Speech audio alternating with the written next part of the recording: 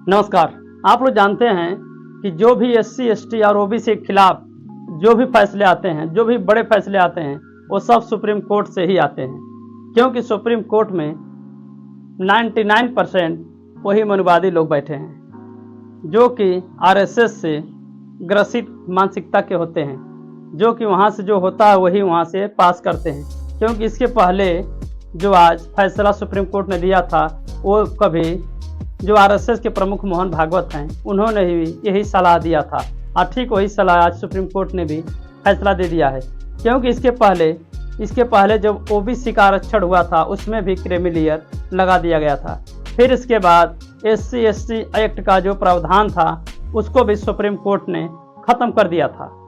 फिर इसके बाद अब देखो आ गया है एससी और एसटी का, इसमें भी क्रीमी लेयर के लिए सुप्रीम कोर्ट ने बोल दिया है। देखते हैं सुप्रीम कोर्ट का एससी एसटी वर्गों का में उपवर्गीकरण का फैसला समाज में फूट डालो राज करो मनुवादी पूर्वाग्रह से प्रेरित है। हम इस फैसले का विरोध करते हैं। सरकार ने अगर इस दिशा में कोई कदम उठाया तो 2 अप्रैल 2018 से भी बड़ा आंदोलन का सामना करने के लिए तैयार रहे। बहुजन समाज अपने हक और अधिकार के लिए चुप नहीं बैठेगा, इस बात का हमेशा याद रखना। और यही खबर को फिर एक लोक जनशक्ति पार्टी जो बिहार से हैं, रामविलास पासवान की पार्टी है, उनके तरफ से भी लिखा गया है कि एससी एसटी श्रेणियों को सब कैटेगरी में रिजर्वेशन वाले मामले में सर्वोच्च न्यायालय के फैसले का लोक जनशक्ति पार्टी रामविलास पक्षधर नहीं है। पार्टी के संस्थापक पद्मभूषण श्री रामविलास पासवान जी भी इस बात की मांग करते आए कि जब तक समाज में अनुसूचित जाति एवं अनुसूचित जनजाति के खिलाफ छुआछूत जैसी प्रथा है, तब तक एससी एसटी श्रेणियों को सब कैटेगरी में आरक्षण और क्रीमी लेयर जैसे प्रावधान नहीं हो।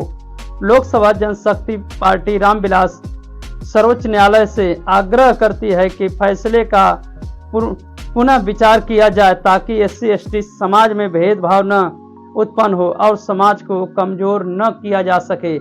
ये लोक जनशक्ति पार्टी रामविलास की पार्टी, इन्होंने अपना पक्ष रखा है, जो कि सरकार में शामिल भी हैं भाजपा के। अब इसके बाद दिलीप मंडल जो बड़े पत्रकार हैं, इन्होंने भी लिखा है कि इन्होंने जज को बताते हुए लिखा है कि तुमको संविधान निर्माताओं से ज्यादा जानकारी है।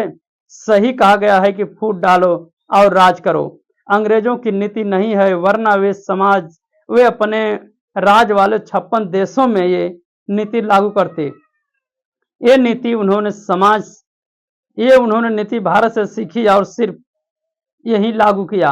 उनको कहने का मतलब है कि जो फूट डालो राज करो अंग्रेजों की नीति है, अगर उनकी नीति रहती तो 56 देशों में भी लागू करते, लेकिन वो यहीं से सीखे और यहीं लागू किए। जो कि दिलीप मंडल साहब बता रहे हैं जज साहब को, जो कि ये जो जज